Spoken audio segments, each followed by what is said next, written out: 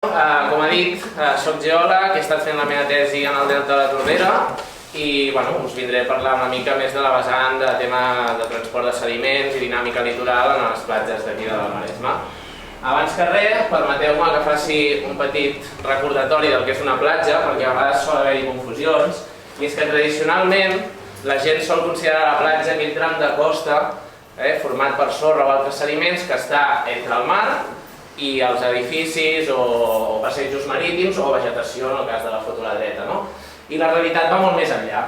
Si ens fixem en aquesta figura, la definició tradicional seria únicament el que aquí s'anomena la platja seca.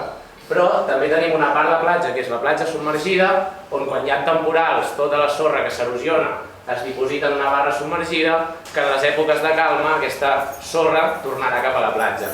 Què passa si fem un dragat aquí, si traiem la sorra per regenerar una platja, que la perdem i aquesta platja entra en desequilibri.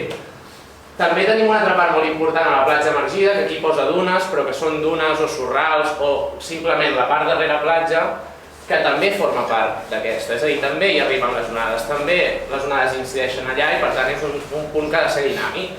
Què s'ha fet en aquesta part de les platges? S'han construït vies del tren, s'han construït passejos marítims o també el famós carril bici del vostre municipi. Aquest carril bici que no hi ha manera que aguanti, és totalment normal i natural que no aguanti perquè està construït en una part de la platja i per tant les onades no fan més que reclamar el seu terreny. Anem també a com es forma una platja, concretament les platges que ens interessen, les de l'Alt Maresme. En aquesta diapositiva us mostro la clau de les platges d'aquesta zona, la relació entre els rius i les platges. La formació d'una platja comença a les muntanyes quan s'erosionen els materials de la conca, es van canalitzant a través de petites valls i finalment acaben en una vall principal, com podria ser la Tordera, en el cas de l'Alt Maresme, que és el principal riu que tenim, i aquests sediments arriben a mar, són abocats allà i el mar ens els reparteix amb l'onatge cap a la costa, com veiem a la imatge de la dreta.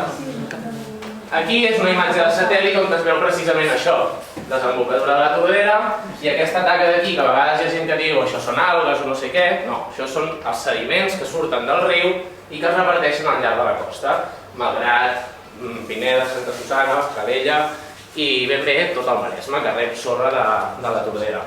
Però no només gràcies a la Tordera, sinó també aquí al Maresme tenim un altre aport sedimentari, que és el de tot el sistema de rieres, unes més grans que altres, que tenim en la nostra comarca i que ens aporten també una part important del sediment de les platges. Feta aquesta introducció, anem a parlar ja de la costa del Maresme i el primer que vull dir, i aquí xoco una mica amb el títol de la xerrada, que és que la costa de l'Alt Maresme, concretament, no tot el Maresme, però l'Alt Maresme pràcticament no té canvis en els darrers 50-60 anys en quant a la línia de costa.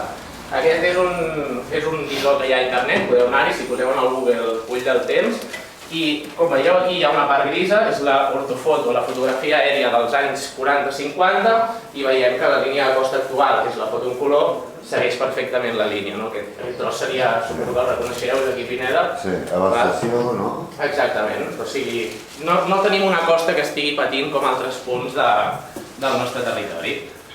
Sí que és veritat que tenim alguns punts crítics, i aquí Pineda en teniu, i Santa Susana també n'hi ha algun, i Malgrat, i a què són degut aquests punts crítics? A que realment hi ha hagut una alteració en les àrees font dels sediments de les nostres platges.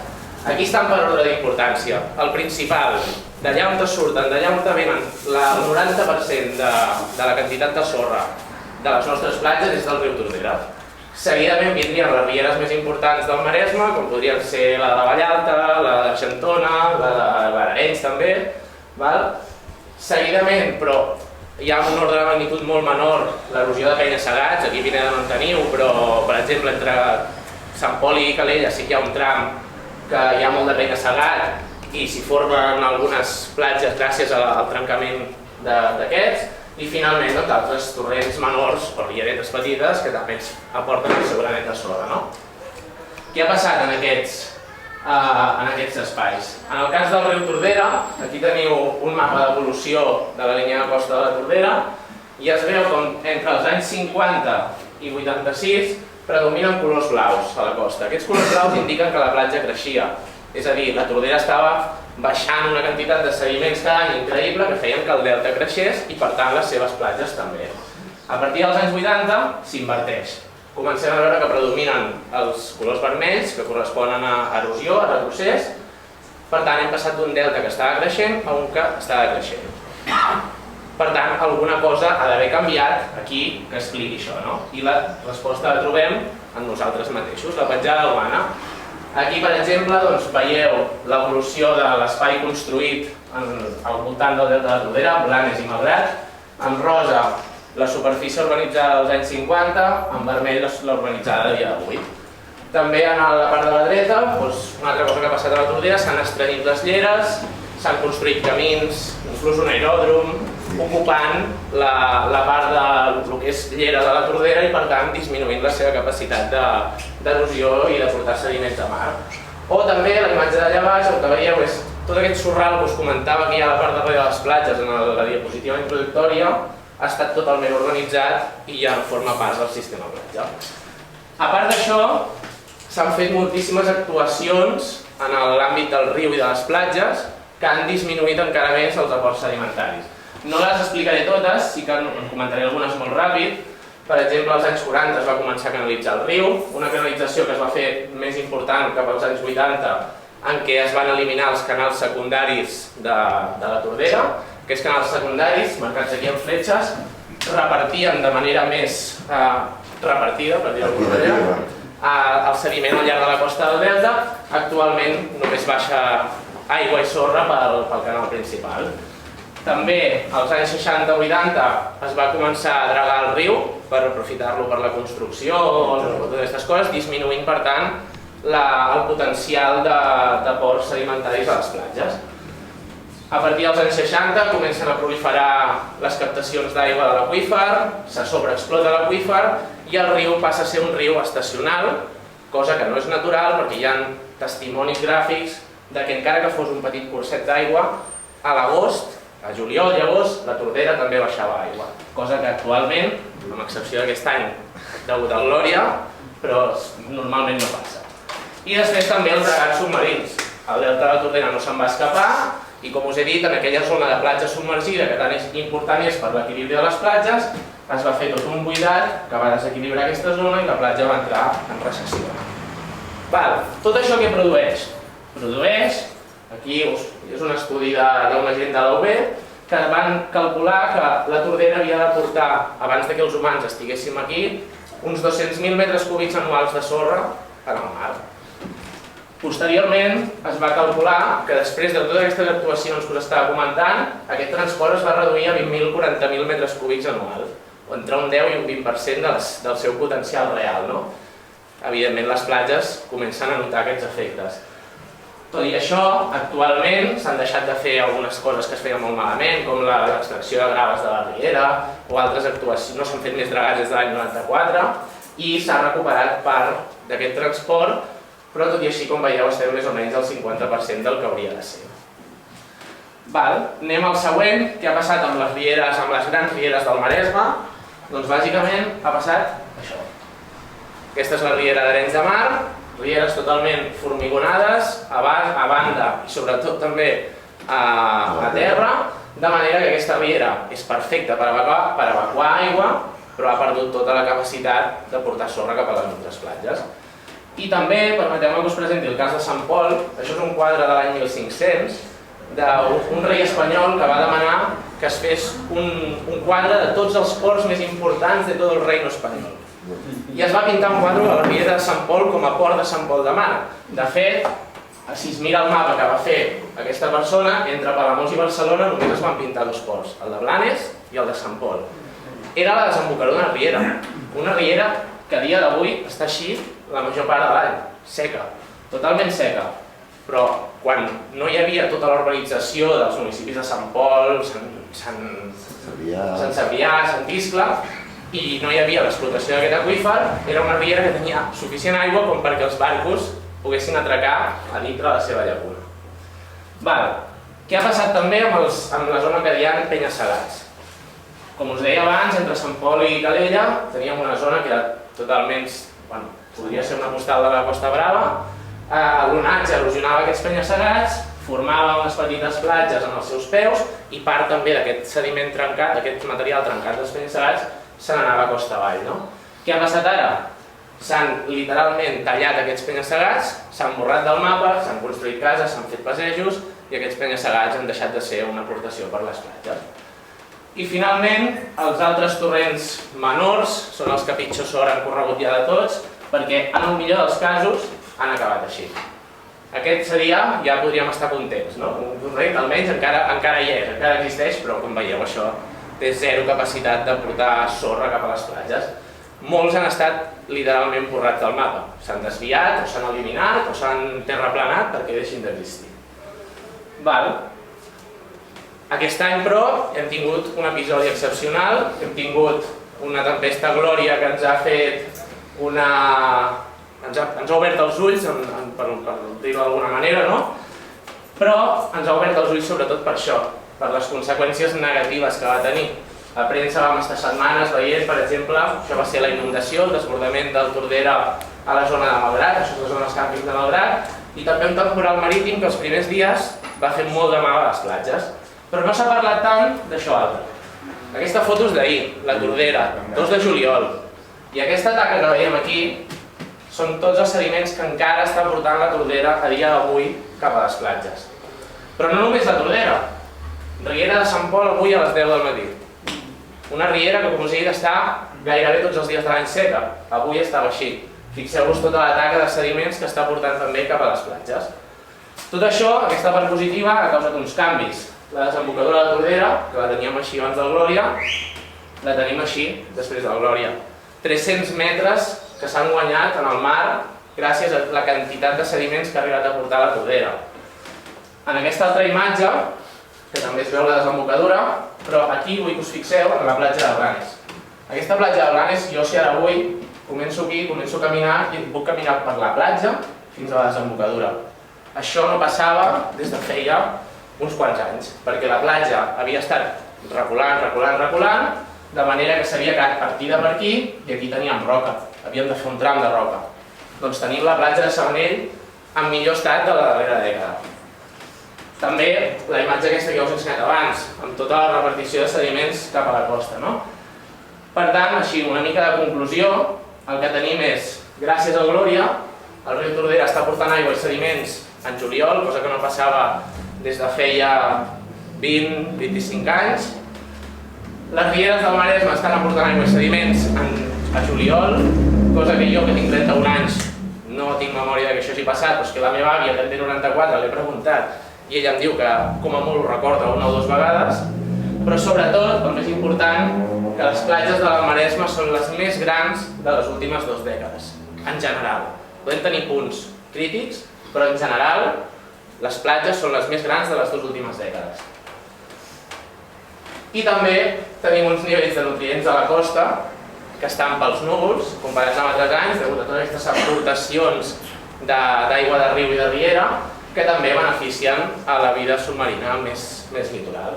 Evidentment, com us deia, hi ha problemàtiques, però que estan associades sobretot en aquells punts en què hem col·locat espigons per modificar la dinàmica litoral, és a dir, en aquells punts que hem volgut intervenir, o en espais en què hem ocupat el rereplatja, com una altra vegada al carrer Luisi de Pineda. I ja per acabar, què hauríem de fer ara? Què hauríem de fer? Què ens ha ensenyat el Glòria que hauríem de fer i que hauríem de canviar en les nostres platges? Bé, això és el que es fa a dia d'avui. A dia d'avui, fins ara, les últimes dècades, hem modificat els rius, hem reduït el seu transport, hem fet que els deltes entrin en recessió, això ha provocat que les platges perdin superfície i un dia se'ns va encendre la bombeta i vam dir si no m'arriba la sorra, vaig i la porto amb un barco draga, no? M'és igual el que passi, jo li foto això i he solucionat el problema. No, això és un pedaç, és resetejar el problema, però el problema segueix sent-hi i la platja està condenada a seguir perdent superfície, tornar-se a regenerar, tornar a perdre, i és un bucle d'anar cremant diners any rere any. Què hauríem de fer? Què ens ha mostrat el Glòria que seria millor fer? Doncs que en lloc de regenerar les platges, recuperéssim els rius, els renaturalitzéssim, recuperéssim les seves taxes de transport, de manera que automàticament tindríem unes regeneracions automàtiques, per dir-ho d'alguna manera, i gratuïtes de les nostres platges. I res, això és tot per part meva. Moltes gràcies i us deixo amb el meu. Primer de tot, també igual que l'Enric, dir-vos que estigueu aquí, un dia fa una mica de xafogó i per tant us ho valoro, podria estar justament al mar en directe. I bé, jo he reciclat una xerrada una mica, l'he tornejat, que havia fet, que és això, el Baixes del Temporal Glòria, una oportunitat. I jo, com que soc biòleg i més ornitòleg, el que intentaré és donar-vos una visió de que en realitat, ella ha parlat de la part geològica, no la sorra i tal, però que en realitat la platja, el litoral, el delta del riu és un hàbitat de moltes espècies, moltíssimes espècies i algunes molt singulars. No les podré dir totes perquè si després voleu podem comentar-ho o si voleu que xerrem, però jo poso un exemple que nosaltres a nivell de tractament de platges tractem les platges com si fossin una extensió del casc urbà, hi posem dutxes, hi posem serveis, però no ho fem a la pica d'estats. Potser seria molt útil arribar a la pica d'estats i tenir una dutxa perquè sues, no? Però en canvi nosaltres tenim la concepció de que la pica d'estats és un ambient natural que hem de preservar i la platja no. La platja se la passem pel folre. És més, fins i tot la enterrem sota un carril bici. I poso l'exemple del carril bici perquè estic a Pineda, diguéssim a altres pobles del Maresme us posaria altres exemples, no? Per tant, jo vinc a reivindicar la naturalitat de les platges. Jo, particularment, la meva opinió és no fer-hi res. Això és com va quedar la platja en aquest cas de la Pomereda de Malgrat, després del Glòria, jo l'he deixat així. Tot i que els ajuntaments, per les pressions que rebem, després ho podem debatre, van optar per no deixar-ho exactament així. Però bé, la platja, això és una platja que no és nostra, és de Costa Rica. Paguem uns viatges aquí per anar a Costa Rica o Menorca, unes platges naturals amb palmeres, amb arbres, amb troncs, i ens semblen molt estètics. És a dir, ostres, Instagram, no? Sí. Hòstia, però si estan al Maresme no, ens foten nosa, els hem de treure. Però no estic dient que vosaltres sigueu els culpables, però els alcaldes que votem volen treure aquests troncs i per tant algú els vota, si la gent no volguessin que votaríem els altres alcaldes, no? Pensem-hi. Això dels alcaldes és molt interessant. Hi ha algun alcalde aquí? La llàstima no. Perdoneu, és que no conec l'alcalde. La llàstima Si hi ha no. algun alcalde, no dispensi, però... Sí, sí. Bé, aquesta seria també una platja que jo reivindico molt, perquè la poso com a exemple, és el Pomereda també de Malgrat de Mar, que aquí es va optar per la gestió de deixar que creixés. Allò, al rere platja, almenys un fragment d'aquesta platja, i aquí surten moltíssimes coses. Hi ha trams de tota la comarca que hi és aquest tipus de gestió, que jo diria la no gestió, però que és una gestió també. I aquí han aparegut espècies com per exemple la Satossana, la receba, una espècie que estava extingida a Catalunya i que només quedava, em sembla que les illes Colombrets, que em corregeixen després si hi ha algun botànic, hi ha algun botànic entre el públic? No. Vale, millor. Llavors, espècies... No tinc cap problema entre els botànics, perquè no em corregeixen tant.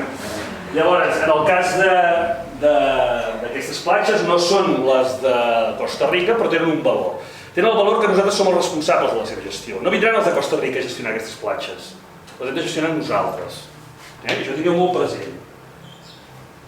Bé, aquesta és una altra espècie. Jo les poso com a símbol de la platja, perquè s'ha extingit.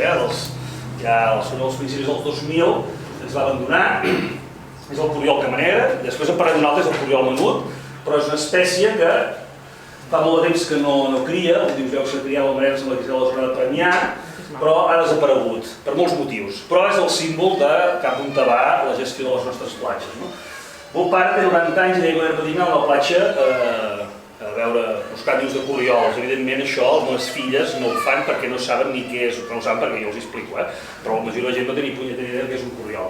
Bé, el seu hàbitat era la platja i té la mala sort que nosaltres, a partir dels anys 60, hem pensat que l'hàbitat era per utilitzar-lo nosaltres i prou.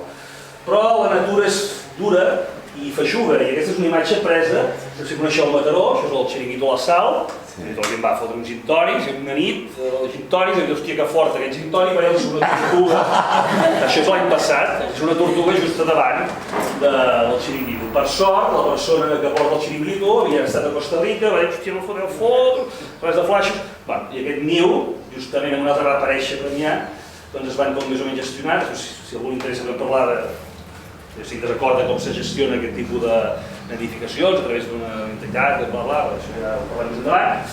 Però bueno, aquí a Malgrat també van criar, han criat a Premià, és a dir, que les tortugues, una espècie, doncs que sense fer-hi massa res, tornen.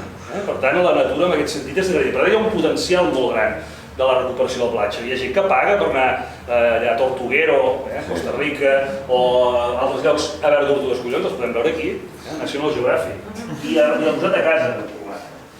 Però és que, a més, el que deia abans l'Enric, hi ha la platja i el fons de la platja.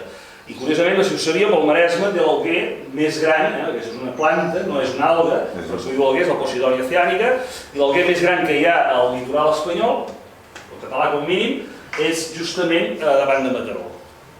I això ho podeu anar a veure, davant de Mataró hi ha el Pinsmar, us poseu uns ulleres i uns peus d'ànec i veureu aquest fantàstic paisatge d'aquestes Posidònies, que és un lloc de refugi per moltes espècies de peixos, cefalòpodes, lacípies, calamars i tal, que hi van a criar. Però no només això, sinó que els rizomes aguanten la sorra. Per tant, si nosaltres cuidem aquests tipus d'hàbitats, també cuidarem la platja. Però és que, a més, és un hàbitat que està protegit per la directiva Hàbitats de la Unió Europea. Hòstia, la Unió Europea, què dir de la Unió Europea, no? Doncs volem ser europeus. O hi ha algú que vulgui ser... No dic res, però volem ser més europeus que és una altra cosa, no?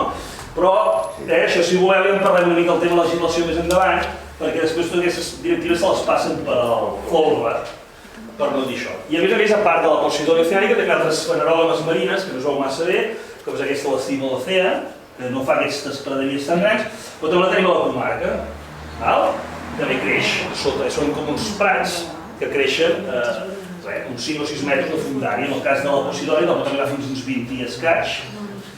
Però també l'interessant és que, a part de que hi hagi estructures, nosaltres no vivim a la Costa Brava, no tenim un fons rocós. Si poguéssim per un fons rocós havíem d'anar a fer unes roques, però hauríem de fer inversió, però nosaltres veiem la platja, ens anem a nedar i veiem això.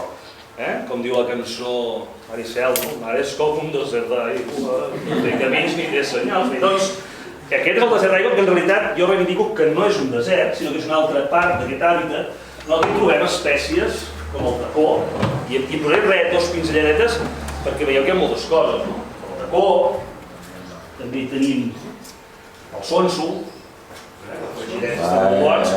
El sonso, gràcies també a una altra cogestió que s'ha fet, ara n'hi ha molt més del que hi havia hagut, si hi ha temps podem parlar-ne més endavant. També trobem les indesitjades meduses, precioses per cert, i a les que us ensenyaré aquesta l'alferrat, per exemple, i el born blau, que són les més freqüents, són inofensives. La gent, meduses, com la pel·lícula Tiburón, tots surt de la platja, i tots els vigilants van dir, escolteu, que hi ha meduses. Aquesta sí que em va picar, la que deia, però és una altra espècie, és la Pelagia noctiluca, que és la petita lila, que ella sí que heu de tenir en compte, perquè pica. Hi ha altres coses també bastant interessants. Abans l'Enric ens ha comentat el tema dels nutrients, doncs s'estan augmentant el nombre d'avistaments d'espècies com els dofins. I tot durant aquest confinament, s'havien vist dofins des de Sant Pol, de la Tordera, Ells de Mar, a Mataró. Ara amb això ho vaig veure un dia, que estava mirant el terrat de casa del mar, i diu, hi ha un dofins a Calella, doncs una de Sant Pol, i Ells, a Mataró. I vam anar seguint. I per què s'acosten? Doncs perquè aquest any hi ha molt més producció de peixos i venen a menjar. M'agradaria que no només fos aquest any, sinó que fossin tots els anys i poguéssim gaudir, no haguéssim d'anar a pagar per fer un dolphin watching o un whale watching i el tinguéssim aquí davant de casa. Bé, aquí jo tenia unes imatges que us vull explicar i miré molt ràpid, us ensenyaré uns vídeos. Això són les imatges del 2016, després del Glòria. Llavors, jo posaré un exemple de l'urbanisme del que s'ha fet aquest any a la desmorada de la Tordera. I això ha sigut gràcies a la voluntat política. I jo penso que s'ha de parlar de política perquè això de la gestió és política, i això hem de tenir-ho present. És la voluntat política i, evidentment, la gent individual, o els tècnics, o la tècnica de medi ambient, en aquest cas de Malgrat i de Blanes, que han apostat per aprofitar que durant el confinament a aquesta zona no hi havia ningú, doncs, quan es va acabar el confinament, continuar-la mantenint tancada. Això ha sigut un experiment espectacular que ha funcionat, s'ha vist que la diversitat, sobretot ornítica, ha augmentat moltíssim, i fixeu-vos que l'única cosa que s'ha tret, s'ha posat un delta més gran, però l'única que s'ha tret ha sigut la freqüentació humana. A vegades nosaltres pensem que anar a passejar el gos per la platja és inòcul, o anar a passejar amb els nens salvatges és inòcul, i no és veritat. No és veritat. Llavors nosaltres hem de decidir si volem tenir llocs que puguin ser reserves, en aquest cas, naturals, o volem tenir platges per a gossos. I si voleu que digui l'opinió, jo no vull tenir platges per a gossos. Hi ha algú? No, ja sé que n'hi ha algú. Si hi ha algú que tingui gossos aquí, segur que n'hi ha, que sí. Però jo us demano que demaneu platges per a gossos. Els gossos no demanen les platges, S'hauria dit platges per a la gent que té gos que vol anar a la platja amb el gos. I després us faré un exemple, si tenim temps, d'aquest tema de les platges per a gossos que vam tenir a Sant Pol. Això les passaré ràpides, per això l'Enric ja ens ho ha passat. Això el Glòria, les destrosses... L'únic que volia ensenyar una imatge és just per uns vídeos. Bé, això va ser durant el Glòria, van començar a aparèixer, per això hi havia la connectivitat entre les platges i el riu. Això són arenys de mar, vam anar a netejar, a treure plàstics i van començar a aparèixer de tot. Verissó, salamandra, serp, això és un amfiós, els que hagin fet zoologia és un animal raríssim, que no l'he vist mai a tota la carrera i em van trobar milers que els havien enterrat al Glòria. Però el més sorprenent va ser que vam trobar tortugues vives, tortugues d'aigua, en aquest cas la tortuga rierol, la tortuga d'estany. Aquella és molt rara i la vam trobar a Arenys. Bé, això és perquè veieu que, a part dels sediments, també hi ha una connectivitat. En aquest cas, segurament, en un cas natural, possiblement aquestes tortugues, gràcies a aquests esdeveniments tan catastròfics, haurien colonitzat possiblement alguna bassa, un rial, quan antigament, com ha dit ell, hi havia maresmes com la que devia haver-hi a Sant Pol, doncs igual era la manera de connectar aquests temporals, les poblacions d'una conca amb l'altra. Per tant, no veiem aquests fenòmens naturals com desastrosos perquè pensem des del punt de vista humà, sinó que pensem des del punt de vista natural, la natura sempre es refarà. Nosaltres no hi serem i la natura continuarà. Llavors, en el cas del... Perquè, bueno, aquí us hem tret una foto del que jo m'agradaria que és... Aquesta és la gestió que jo voldria per la platja. Ara. Això és la platja d'Arenys de Mar i així m'agradaria que les meves filles, la meva filla, que recordin la gestió de la platja. Què han fet molts ajuntaments?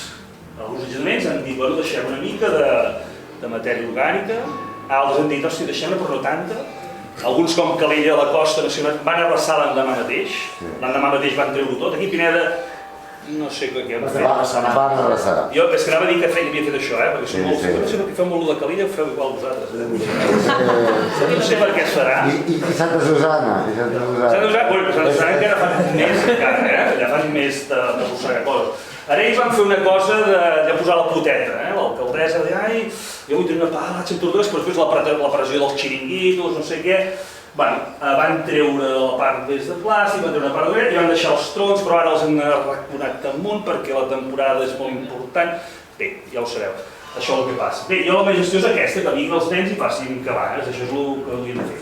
Llavors, en el cas de Malgrat, i amb això acabaré, us passaré uns vídeos que hem fet en aquests dies, perquè hi ha diversa gent, hi ha en Santi i en Xavi, que també han estat fent el seguiment. Ara està tot a pantalla completa. Pantalla com? Sí, no et sortirà, si no poses pantalla completa no sortirà. I com ho vaig això, soc molt negat jo.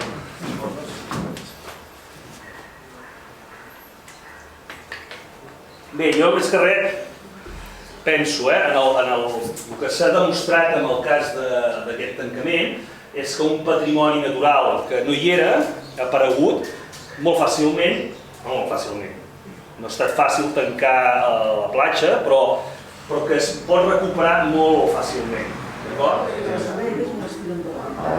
A veure, això és un corriol menut, que és cogermà d'aquell que us he ensenyat, i aquest normalment cria al riu, i aquest any han criat a les platges, tant el cas de Malgrat, tant el Domaret com l'Esmorgadura, gràcies a que no hi ha gent. Quin és el problema d'aquesta espècie? Doncs que posa els ous al terra, i què passa si posa els ous al terra? Doncs que jo vaig amb el meu gos fa allò Memòries d'Àfrica, primer de tot aixeca totes les gavines marxen, que maco, però les gavines ja no tornen. Però és que ell va buscant i troben el niu dels corriols i els... Això aquesta tarima, no la fotré. Aquí tenim... Què s'ha Sí, aquí tenim el corriol, en aquest cas, està aquí donant voltes i de sobte el Pomaret. Això és la platja de la Pomaret Malgrat. I això ho podem tenir a qualsevol platja del Maresme, d'acord? Però clar, aquests ocells no són compatibles amb algunes activitats humanes, com per exemple plantar la tovallola allà, però bueno, ho tenim molt fàcil perquè les platges sí són amples, la gent planta la tovallola arran d'aigua, però llavors hi ha aquestes tanques que es posen i la gent en lloc de passar per les passeres se les salta o deixa anar els gossos cap a dintre. I això que semblen coses innòcues són letals per a aquesta espècie. Hem de triar, volem tenir aquesta espècie o no? És fàcil, Però això són altres espècies que hem trobat. El martinet blanc, sortirà el Bernat. Hi ha algun ornitòleg entre el públic? No. Sí, n'hi ha. El va saber calla. Doncs al Vinet del Matí n'hi havia 3 d'aquests, També hem trobat espècies com aquesta, les cames llargues. Aquí al Maresme, això? Sí. Jo per això us vull intentar que veieu, hòstia, com pot ser? Perquè això a l'Empordà sí que es veu. Sí, però clar, per què només s'ha de veure l'Empordà? No, jo dic que es veu a l'Empordà. Aquí fins ara no es veia. Però no es veu perquè estem ocupant l'espai on estaríem. Si nosaltres no... Si ho gestionéssim d'altra manera, les veuríem. I els xatracs... Aquest any, a més hi ha un rècord de cria del xatrac bec llarg, aquesta espècie al Delta de l'Ebre, però aquí també se n'han vist moltíssims.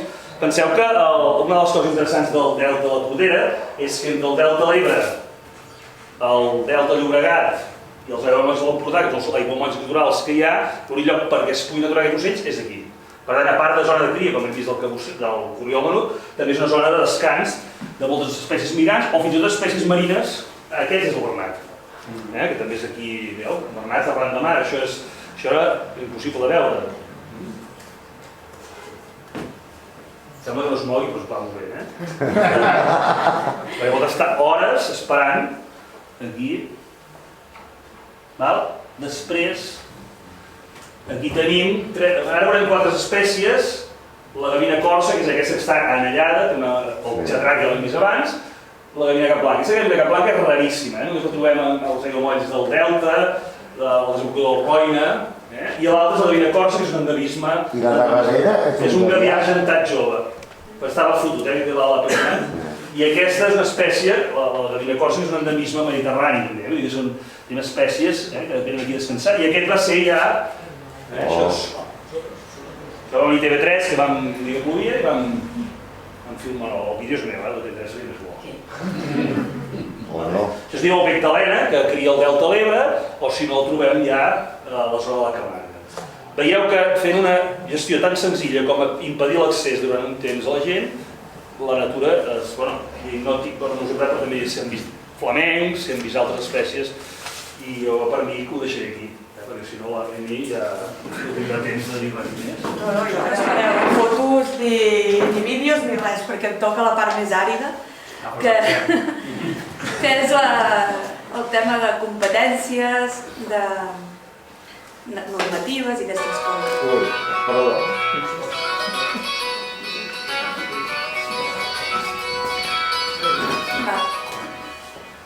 Com que desconec una mica el nivell de coneixement de normatives i tot plegat, he posat primer aquesta diapositiva, que no sé si es percep gaire bé, però el que pretén era una mica aclarir els dubtes conceptuals de quan es parla de platges, què és la part pública, què és la part que no és pública.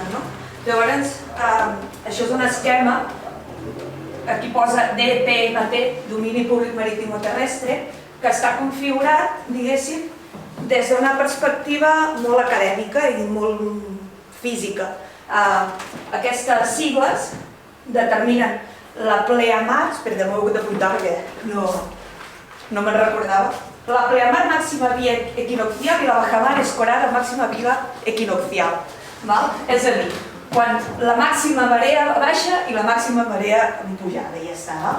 Llavors, aquests paràmetres físics són el que acaben determinant quina és la part pública de l'espai marí i quina és la part privada, bàsicament, quedem-nos amb aquesta idea. I a partir d'aquesta línia que separa el que és públic del que és privat, també hi ha les diferències de a qui li competeix determinats projectes o unes decisions. Quedem-nos amb aquesta idea que no cal res més. O sigui, una part depèn del Ministeri de... Sí. Després, si voleu, podem eixamplar, però seria això. Aquí veieu la llei de costes del 88 i després va haver-hi una modificació posterior i és la que determina què s'hi pot fer en cada una d'aquestes zones. Unes zones estan més designades perquè siguin purament naturals i que no s'hi puguin dur a terme més enllà de coses molt puntuals, i a partir del que és privat, doncs, amb una sèrie de franges, per exemple, aquestes que em sap greu perquè la diapositiva no és massa bona, però això d'aquí, aquest espai, són 6 metres, que això a vegades és molt reclamat per la gent perquè és la servitud de pas, de trànsit, que és allò que la gent es queixa a vegades de dir no podem anar d'aquí a allà perquè hi ha una casa, hi ha un càmping, hi ha no sé què que ens ho impedeix. Doncs aquesta divideix el que és la part pública de la part privada. Fixeu-vos que aquí, potser no es veu gaire bé, però hi ha com la tenda de campanya. Del càmping. Si mirem on estan els càmpings a la zona del Maresme, estan aquí. Però en realitat han d'estar aquí, que és a la zona privada, d'acord? Va. Sí, vigila, Va. Amb això que volia dir, què passa? Hi ha un garbuix absolut competencial, no? Moltes vegades, quan, per exemple, després del Glòria, un temporal, no cal dir que sigui el Glòria, un temporal ordinari, hi ha una destrossa d'un passeig de mar, o de no sé quines passeres, o el que sigui, és igual, de la línia de tren. Llavors, total, qui ho ha de pagar, això? Qui autoritza? De qui és competència? De qui és responsabilitat? Doncs bé, en gruix, aquí tenim. He posat també tot això, després, si voleu, les diapositives aquestes, us quedeu per si algú està interessat, perquè molt sovint diu el Ministeri de Costes. No existeix el Ministeri de Costes, existeix el Ministeri de Transició Ecològica i el Reto Demogràfico, actualment es diu així, i dintre té una direcció general que és la costa i el mar, i a dintre va tinguent unes seccions que s'ocupen de tot el que seria la zona marítim-terrestre. Aquí, qui té les competències? El Departament de Territori i Sostenibilitat, i dintre hi ha tota la direcció i acabes en el Servei de Gestió del Domini Públic Costaner i Concessions. Aquest és el nom que ho porta. Entre un i l'altre, bàsicament aquest gestiona i aquest mana. És així. Però a més, hi tenim ajuntaments, urbanisme de la Generalitat, depenent del tipus de projecte que s'hi vulgui dur a terme, hi ha tota una tramitació ambiental. Si, a més, anem a suposar, li afecta un espai natural, com és el de la Tordera, hi ha una secció específica de la Generalitat que se n'ocupa. Si, per casualitat, hi passa una riera i tenim l'ACA, i ja si ho acabem d'adobar, per exemple, el que li succeeix al delta de la Tordera, és diferents comarques, diferents províncies. Amb la qual cosa, quan la gent es pregunta per què una cosa acaba sent tan complicada, a part de la poca diligència funcionarial de per si, doncs diguem que acaba sent bastant complicat establir una mica la resposta a totes aquestes preguntes. Qui ho demana o qui ho promou, qui ho autoritza o qui ho adjudica, qui ho paga i quan es fa malbé, qui ho reposta.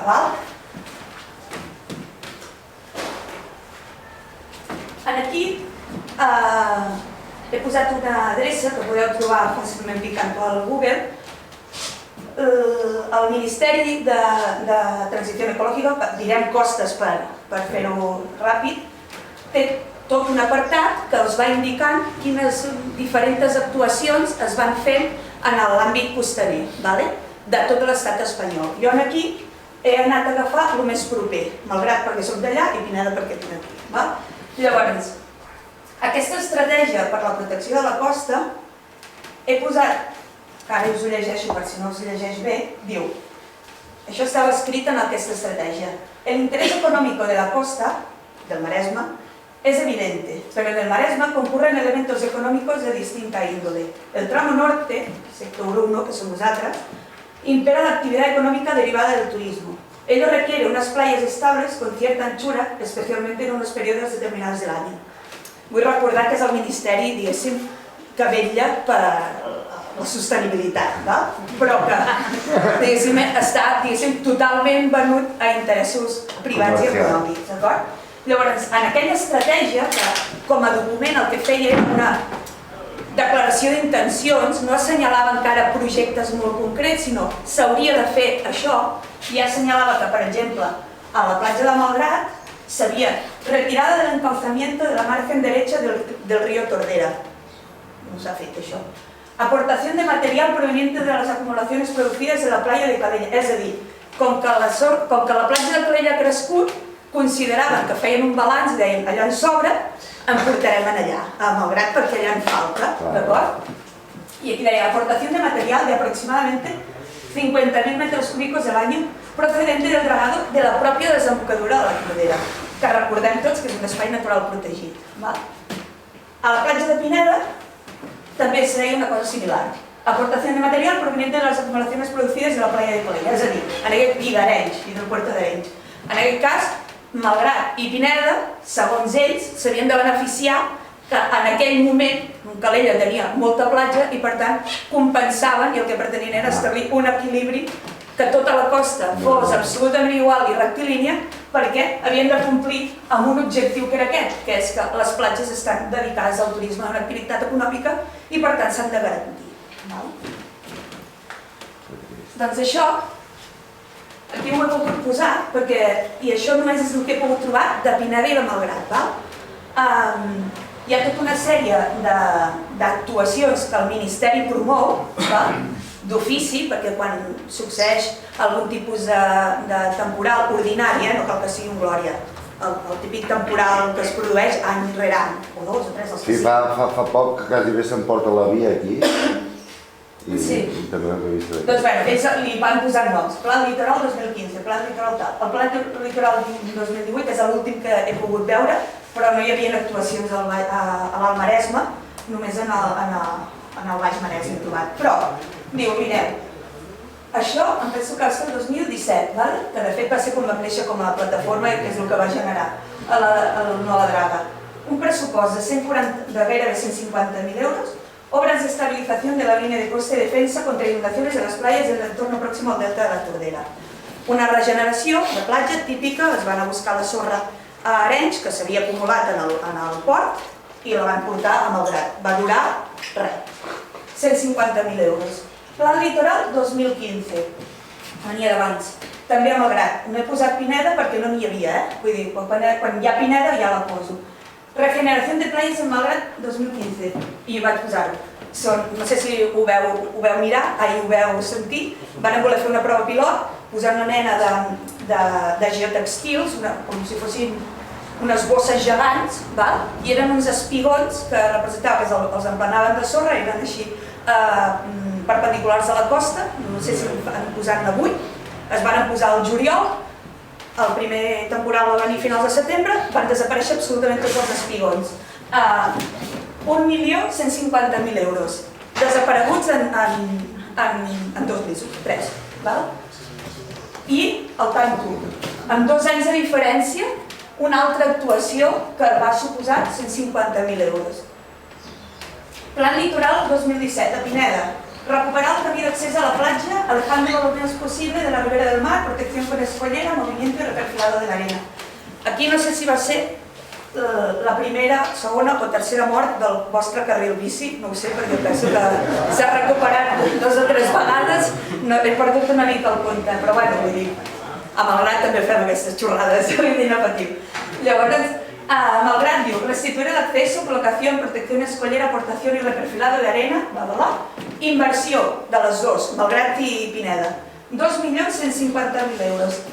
En 2 anys hi ha 3,5 milions d'euros destinats a 2 poblacions que ara mateix la sorra, no sé, en l'Enric no surta, deu estar d'allà al canó de la Tordera, on te vulgui que sigui, però diner públic amb unes actuacions que no tenen cap mena de perdurabilitat i que desapareixen. Això sí, en el moment que es fan, permeten que hi hagi menys pressió, sobretot de les persones interessades en què hi hagi platja. També hi ha gent que actua en contra, que es queixa d'aquestes actuacions, però també n'hi ha molta d'altra que l'exigeix. Per tant, això també genera molta controvèrsia.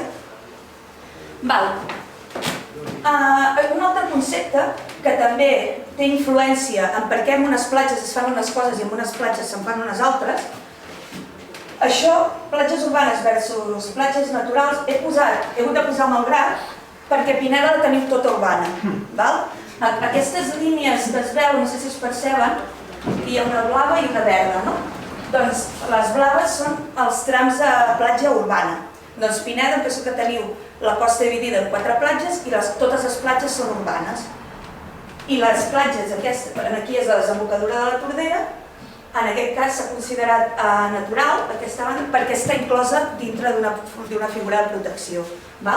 Aquesta classificació ja no és del Ministeri, sinó que és de la Generalitat, del Departament del Servei de Gestió del Litoral, però de la Generalitat. Hi ha, diguéssim, també discrepàncies, perquè en ocasions tu vas a mirar aquesta platja quin tipus és i, per exemple, la Pomareda, malgrat que és considerada urbana, perquè els criteris per classificar si una cosa és urbana o és natural doncs té en compte molts de paràmetres i si, per exemple, si té accés fàcil o si té serveis com ara llum, aigua, gas o alguna cosa canalitzada, automàticament pesa tant, ponderen i ho consideren urbà. Però clar, té unes conseqüències. Per què? Perquè en zona urbana hi ha més activitats permeses o més actuacions permeses que en una platja natural. I això, per canviar-ho, què s'hauria de... Perquè allà a la Pomareda, per exemple... Bé, en el cas de la Pomareda, jo personalment li vaig alertar a la tècnica i sembla ser que és un error, perquè clar, això és un visor, això podeu... Tots aquests recursos, si algú està interessat, per internet poses visor costes i et surt i pots remenar, vull dir, hi ha molta informació disponible pel públic i si algú té ganes de invertir el temps, doncs que s'hi posi, pot remenar, hi ha moltíssima informació. Amb això va tenir tot un procediment que també va incloure una avaluació ambiental i que es va, diguéssim, demanar informes als diferents sectors de la Generalitat que podien estar implicats, digue-li Medi Natural, digue-li els que fan avaluació ambiental, i per tant, en principi ja va passar el procediment. I de fet, també es posa a exposició pública, però és veritat que molt sovint tota aquesta documentació acaba passant desapercebuda per la major part de la població, perquè no té la capacitat o no té el coneixement i a vegades les eines per dur-les a terme tampoc són senzilles. Vull dir, no tothom té els mateixos nivells o capacitats, diguéssim, que hagi après per fer-ho anar. No tothom ha de ser entès en tot.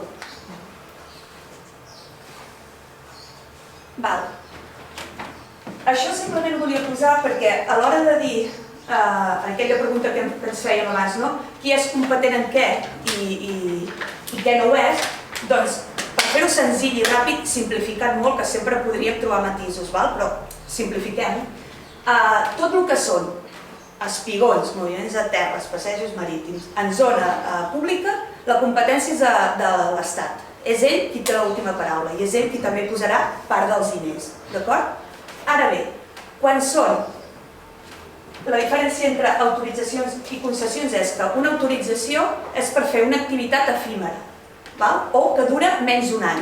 Per exemple, jo em vull casar a la platja, necessito una autorització. Jo vull posar, els ajuntaments volen posar les papereres, les dutxes, les passarel·les per als serveis de temporada. Vaig a terra, ja. Això també és una autorització. Què és una concessió? Quan hi ha una instal·lació fixa en zona maritimo-terrestre i llavors l'administració et dona permís per explotar-la durant molt més anys que un, diguéssim. Aquí ens trobem, per exemple, que quan es va aprovar la llei de costes, que és de l'any 88, és a dir, en el 2018 va fer 30 anys, se'ls va donar a molta gent que tenia restaurants i establiments en zona pública, se'ls va donar 30 anys de marge per seguir explotant, però també per buscar-se alternatives. I llavors, el 2018 va passar una cosa que és que, i no sé si ho vau sentir, però hi havia molts restaurants històrics de tota la vida que se'ls va acabar la concessió, però que ja estaven avisats, ja ho sabien, perquè feia 30 anys que se'ls havia donat tot aquest marge i ja sabien que havien de marxar. N'hi ha un en concret, ara estava pensant, es cau lluny, però bueno, a Colera, a la platja de Garbet, hi havia un restaurant molt xulo i guai, doncs ja està, se'n van a terra, fora. Va haver-hi queixes, home, no sé, ja, però és que has tingut 30 anys, estàs en zona pública, has tingut opcions a sortir d'aquí, no? Doncs la Generalitat, l'única competència que té és això. O autoritza coses menors o fa de gestor, perquè, diguéssim, agafa la informació i li passa al Ministeri, li diu, mira, a tal municipi volen fer tal cosa, que és una cosa ja grossa, un projecte, un passeig marítim, no sé què, i fa de gestor i li porta la informació. No té més competències en costes, té competències en pesca i altres històries, però per el que estem parlant, perquè ens entenguem, la Generalitat no té competències en el carril bici de Pineda, per dir alguna cosa, però sí que pot tenir, o sí que té competències en posar un encordatge per protegir una zona. No sé si se m'entén la diferència, el que vull dir, no? Ja sabia jo que això us avorriria més, però és el que hi ha, nois. Això és el planejament urbanístic de Pineda. Tot aquest puntejat blau és la zona marítim-terrestre que està definida i que separa el privat del públic. I aquesta franja verda és, Pineda té el codi 1, que és sistema costaner. Tu te llegeixes en les normatives urbanístiques i és pràcticament una transposició de la llei de costes. Per què? Perquè l'Ajuntament no hi té competència des del punt de vista d'instal·lacions, sempre haurà de demanar permís a qui és competent, que en aquest cas és Costes de l'Estat.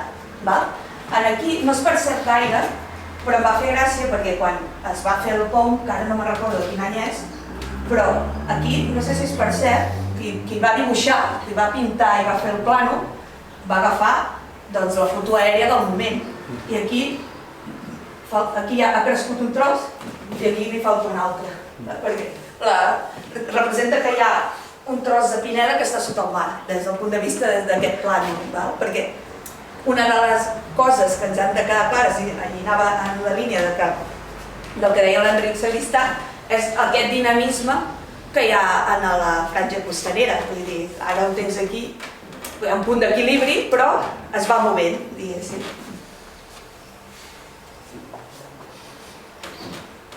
Quin altre, diguéssim, estrat de competència tenim?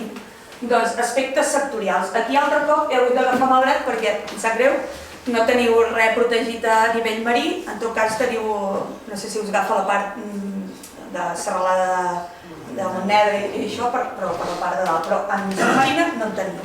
Llavors, el més proper que tenim és la Tordera. La Tordera, si us hi fixeu, la part blava és una figura no normativa, és purament de reconeixement d'uns valors que no es pot utilitzar, diguéssim, que no té una normativa amb la qual et puguis agafar quan ets un tècnic de l'administració per preservar l'espai, per dir-ho d'una manera, perquè no té un valor normatiu. En canvi, la zona verda, que està aquí sota, que és, en aquest cas coincideix, és PEIN, si algú li sona el PEIN, és el Pla d'Espais d'Interès Natural, que és una figura purament urbanística, molt bàsica, que el que pretén és una preservació mínima de diferents espais al llarg de tot Catalunya perquè no s'urbanitzin. Es va fer l'any 92, ara pràcticament és bastant obsolet, no és que sigui obsolet, però que ha quedat molt endarrere. I posteriorment va venir la xarxa Natura 2000, que a vegades ens sona. A Catalunya, pràcticament, o sigui, tot el que és xarxa Natura ha sigut prèviament PEIN, però no tot el que és PEIN acaba sent xarxa Natura. Per què? Perquè la xarxa Natura porta associada uns valors molt concrets d'hàbitats i d'espècies que se'n diuen d'interès comunitari. Per no allargar-nos i fer aquí.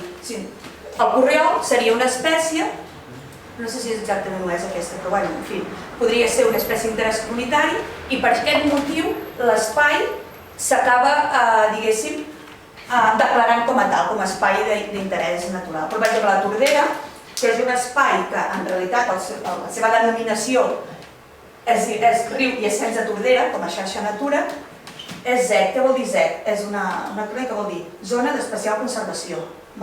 Tot aquest codi significa, quan és 511, que pertany a la província de Barcelona. I això és important perquè això és Girona i això és Barcelona. Però qui ho gestiona és Barcelona.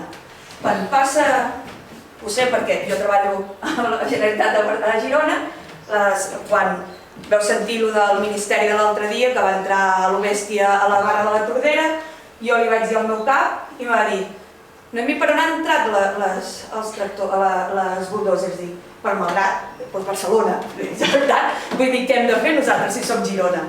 Coses d'aquest estil. Et pots trobar això? L'administració és molt frustrant, però té una línia aquí, això és teu, és meu. Vull dir, la realitat és aquesta. Quins problemes més té la Tordera, a banda de ser fronterera, ser el cul de Girona i ser el cul de Barcelona, i que li importa a poca gent, relativament? Doncs que ni tan sols disposa d'un pla especial. Què és un pla especial? És un document, és una figura que té tot un articulat i diu què s'hi pot fer i què no s'hi pot fer. Usos admesos, usos exclosos.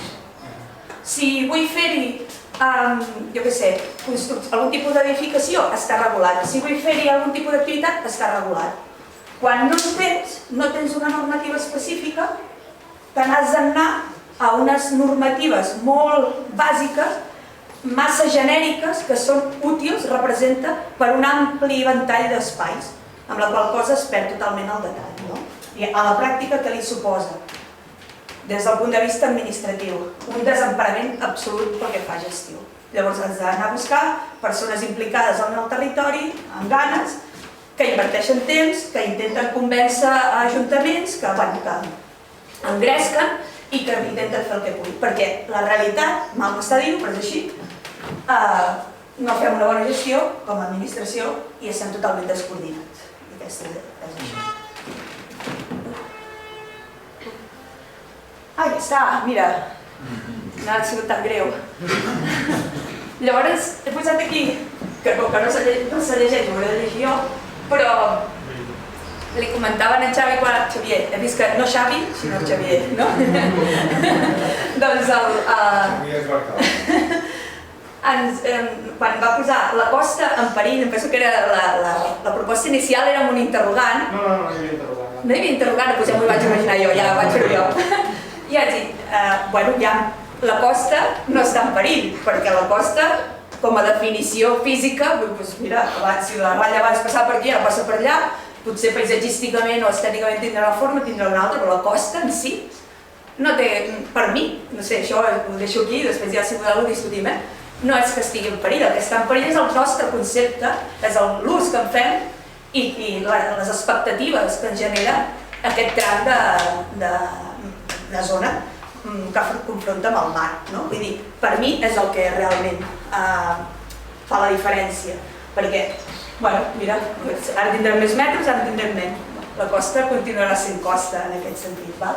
Llavors, des del punt de vista competencial, normatiu, social, què succeeix? Primer, actuacions reactives que no són planificades, el que dèiem, no? Vent temporal, ens foten l'aire un passeig, perdem part de platja, un càmping se'ns nega, doncs vinga, portem sorra, posem una escullera, a més tot actuat d'urgència, sense cap mena ni d'avaluació dels impactes posteriors, però s'ha de salvar la temporada. I per tant, això és un dels primers problemes i principals. Això no és meu, li he robat a una persona que està per aquí, i és que s'actua sobre les conseqüències i no sobre les causes. En comptes d'atacar el problema, que manca de transport de sediment, per exemple, amb tot el motiu, el que fem és posar els pagots de regenerem una escullera, una canalització o el que creiem que sigui necessari. El solapament competencial i també és molt important la visió particularitzada a nivell municipal. Jo vull el meu passeig marítim, jo vull la meva platja per gossos, jo vull la meva dutxa, jo vull el meu xiringuito, jo vull... És a dir, la visió tancada, molt enfocada a què crec jo que els meus electors o les persones del meu municipi s'esperen de mi. Això pot ser... és extrapolable a altres àmbits, però en el sector costaner és molt clar. El front litoral entès i tractat com un equipament municipal. Llavors, transgressions directament de l'ordenació territorial, o sigui, saltant-se directament, aquí no hi podries posar això perquè jo que sé, hi ha un risc d'inundabilitat, els càmpings de la Tordera estan tots en zona inundable i es mantenen perquè l'administració no ha sabut gestionar les preexistències, o sigui, ja hi ets un dret adquirit i ara com surts aquí? Un nou càmping seria impensable a la Tordera o en qualsevol zona inundable. De fet, està prohibit per la llei d'urbanisme. No obstant, els que ja hi són se'ls hi permet. I no només se'ls hi permet, sinó que també se'ls hi permet fins i tot ampliar en ares a la seva necessitat de creixement i el manteniment des del punt de vista econòmic, de la viabilitat de la pròpia activitat. Les pressions ciutadanes i els lobbies econòmics. Es necessita això perquè com que som un poble turístic, si no tenim això, no ens vindrà la gent. Vull dir, vaig informar-me abans i vaig dir el carril bici de Pineda va ser una petició popular, no sé, hi havia manifestacions, pancartes, volem carril bici. I va dir, no, això és algú en període electoral decideix que toca i en el marc poder de confeccionar un front litoral ben arrepledet, amb jardineres i papereres i altre mobiliari, posem un carril bici. I què passa? Que poses el carril bici, ve el temporal, se te l'emporta. El tornes a posar, ve el temporal i se te l'emporta. Però el mecanisme, això ho explicaria més un psicòleg, o un sociòleg, no sé, el mecanisme de dir necessito, o sigui, se li crea a una societat, o una part important de la societat, una necessitat que no tenia, però deia, no, és que jo vull un carril bici perquè hi era i el necessito, i després si podem no ho faria servir ni tan sols l'havies demanat, però això succeeix, digueu-li carril bici, no volem aixecar amb el carril bici, però tocava, no? L'electoralisme. Hi ha una cosa que ha dit la Cric amb el tema de Malgrat, que podríem posar a discutir, perquè, bueno, la voluntat política jo a vegades li dic oportunisme polític. Que dius, que vale, que mira, que ha passat, que aprofitant que el Pisuerga passa per Valladolid, li ha anat bé? Bueno, vinga, però realment, molt sovint, les actuacions en benefici del medi natural no són per un convenciment, sinó perquè de cop i volta algú se n'adona que li dona un rèdit. I per tant diu, calla, aprofitem-lo, no serem pas tontos tampoc. Llavors, un tema que jo crec que a vegades intento s'oblidar, la percepció temporal distorsionada, que dit així m'ho podria haver inventat com en un llibre, i és tota la vida això ha estat així. Això abans no passava o al revés, això era d'una altra manera. I, bueno, tota la meva vida són 42 anys, la vida de la meva iaia són de 85. I les percepcions del que ha passat i el que era, o com era una platja o com era un entorn, varien moltíssim. I el que tu fas de dir, com que jo això tota la vida era així, és com ho vull. I exigir que vol que siguis així. Ja sé que és com molt filosòfic ara mateix, però espero que m'entengueu que m'expliqui el que vull dir. Llavors, una cosa que és molt greu i que és constitutiva ja directament de delicte en ocasions és el fet que la llei d'avaluació d'impacte ambiental permet una excepció que quan succeeixen situacions de desastre, el que considera un desastre, i des del punt de vista administratiu es considera, es fa un decret d'emergència, es poden saltar directament l'avaluació d'impacte. Per tant, allà on no hi havia una escollera, demà hi pot ser-hi. Per què? Perquè com que és més important preservar, jo què sé, no suposar que el tren, la via del tren no caigui, doncs es pot actuar. Que la via del tren un dia o altre caurà, em penso que tot el Maresme ja ho sap, perquè es veu venir. Per tant, l'actuació ja la pots planificar en temps, però no ho fem mai. Per tant, s'actua de manera barruera i de pressa i corrents. Llavors, és una cosa que era important i que jo crec que situacions, que actes com aquest i aspectes, sobretot explicats per l'Enric, que són grans desconeguts, de com funciona la dinàmica litoral, d'aquesta percepció de que l'espai litoral és inamovible i si hi havia una roca d'una forma determinada aquí, d'aquí 25 anys ja ha de ser igual. No va així. I llavors, finalment, el fet que tenim un model depredador de recursos i de sòl i que tots hauríem d'aprendre una mica de la faula de la gallina dels ous d'or, que entenc que els millennials també la coneixeu, no? Vull dir que no només per gent ja més granadeta. El fet de voler explotar econòmicament un espai que al final el que comporta és molt sovint una privatització d'aquest espai. I jo ja he acabat i espero no haver-vos avorrit massa.